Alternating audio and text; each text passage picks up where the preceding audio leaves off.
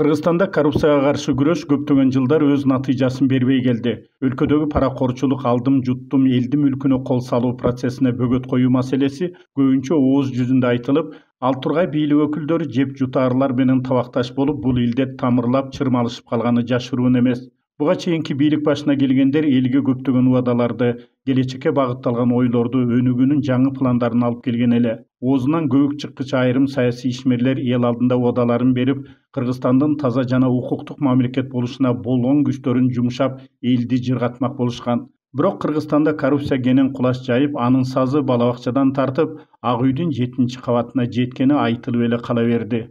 Кайсыл тармакка барсаң, кайсыл тармак менен мындай катыш болбосоң, ким менен сүйлөссөң, баардыгы коррупция менен чечилип калган. Кыргызстандагы иштердин баары коррупция менен чечилип калган. Эмне десең дагы. Керек болсо магазинге бар бир нан сатып алсаң дагы бул коррупция болуп калган. Себеби ошол сатып алынган нандын налогу төлөнбөйт. Төлөнсө жарым-жартылай төлөнөт. Же болбосо нан контрабанда менен кирип турат. То есть ушунчалык биздин коомубуздун тамырына коррупция жайылып кеткен да.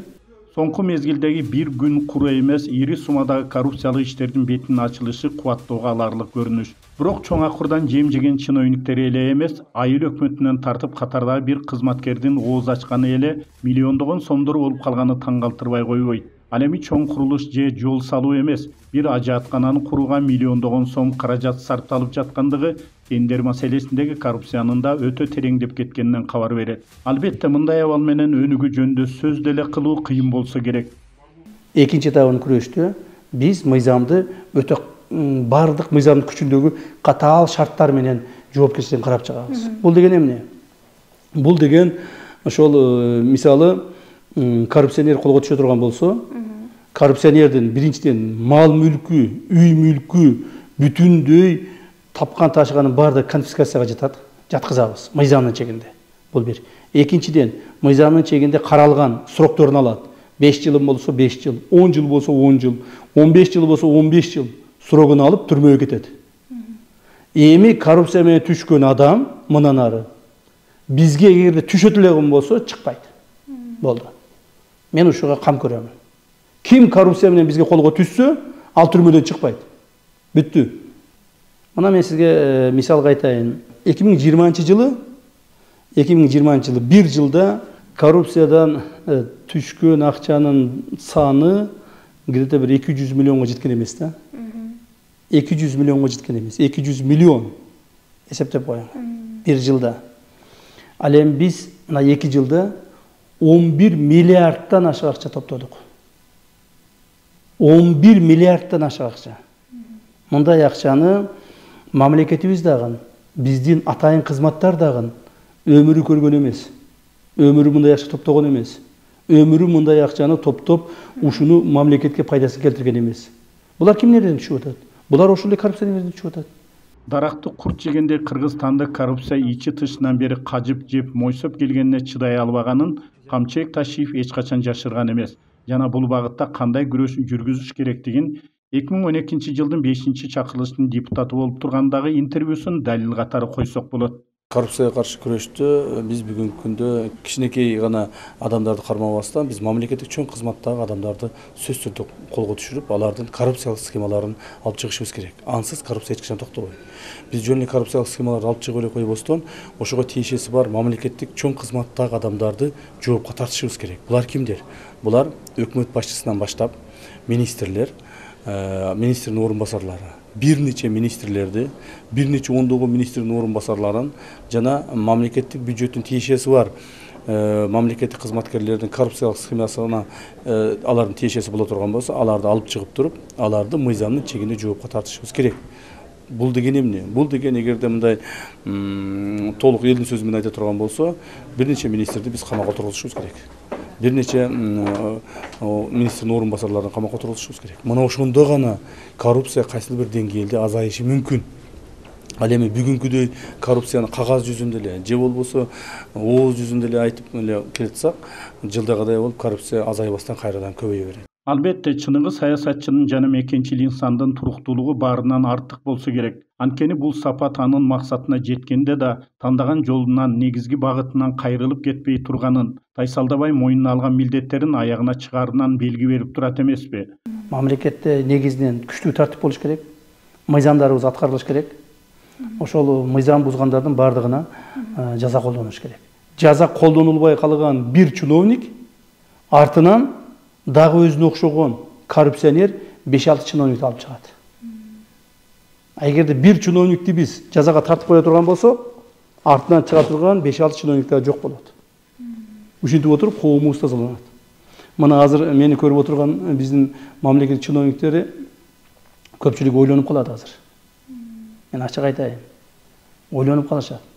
Бирок азыркы күндө ушул мамлекетти тоноонун башка түрлөрүнө өтүп атышат.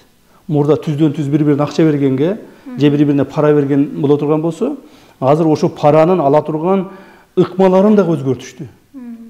Банк аркылуу алышты, биткоин аркылуу алышты, башка бир жерлерде алышты, башка өлкөлөргө барып алып атышат. Же болбосо электронный баягы кибер аракеттери менен жасап атышат.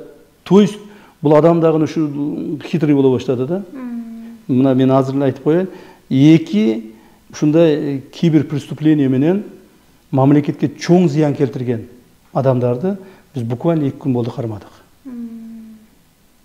Мамлекетте өтүп аткан тендерлерге ошол электронный тендерлерге кирип, ошол жерден коррупция кылып аткан адамдарды биз кармадык.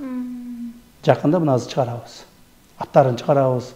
Кайсы министерстводон кеткен, кайсы адамдар кошулуп эме кылган, бүт баарын чыгарабыз жакындачы.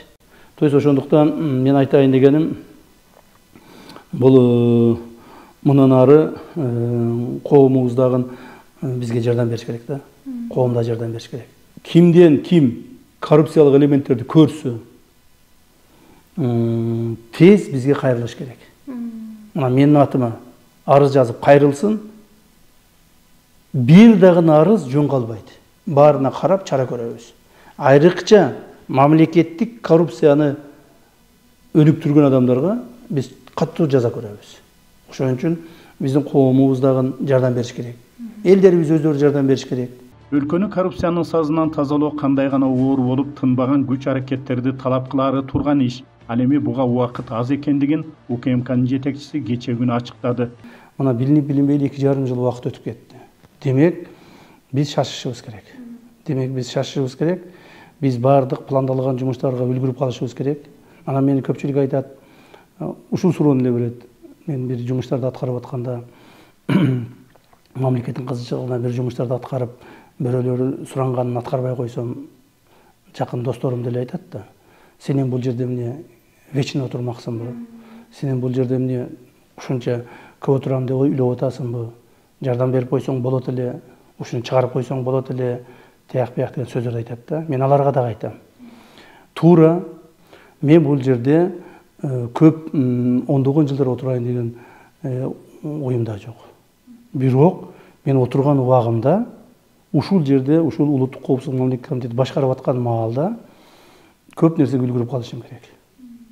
Мен коррупционерлердин тамырын кыркышым керек. Бандиттердин тамырын кыркышым керек. Мамлекетке зыянкечтердин тамырын кыркышым керек. Мен жумуштан кеткенден кийин ошол адамдар мага эле эмес, коомубузга дагы зыянын тийгизе албай турган болуп калыш керек. Мына ушул убакыт аз калып атат. Мен үчүн ар бир саат өтө кымбат. Кымбат саат. Убакыт кымбат. Күнү түнү тынбай өзүм да иштеймин, менин кул алдында кызматкерлерим да иштейт. Биз негизинен ушул системага салышыбыз керек да. Күрөштү системага салышыбыз керек. Бул чындап гана күрөш. Өзүнүн ишмердүүлүгүн, мамлекеттик кызматтарда алган тажрыйбасын, саясатка салган күч аракеттеринин баарын элдин бүгүнкү турмушун оңдоо, өлкөбүздүн өнүккөн келечегин арноо УКМКнын жетекчиси Камчыбек Ташиев үчүн баарынан бийик милдет болуп саналат. Ошондон улам биз да ар тараптан колдоп, ийгилик каалайбыз.